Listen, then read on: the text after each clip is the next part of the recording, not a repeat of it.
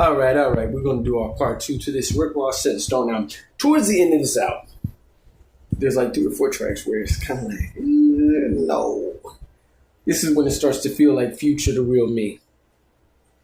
He tries some things. Of course, he has DJ Nasty on one of the songs towards the end. The Algorithm is the last song to finish the album out, and it's fine. It's whatever. It's not nothing to jump up and down about. But I think it starts kind of and it ends kind of and that's where the album, to me, has its problems. But the features are good. Ross is.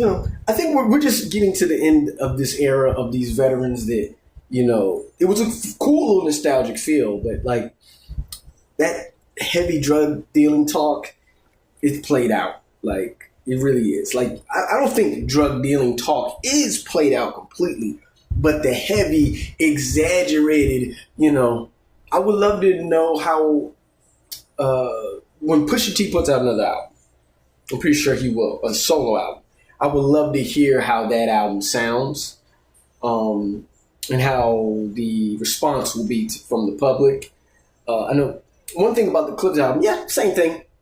A whole bunch of drug talk unnecessarily, but at least you have Malice there to kind of balance a little bit of that off, to make it a little more conscious, a little more deep thinking, instead of just we can talk a little some shit, slick talk.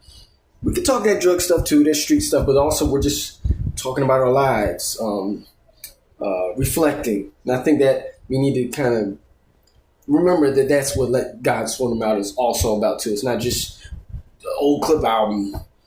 No, we're just Hell Have No Fury. We're just talking about cocaine and killing people the whole time.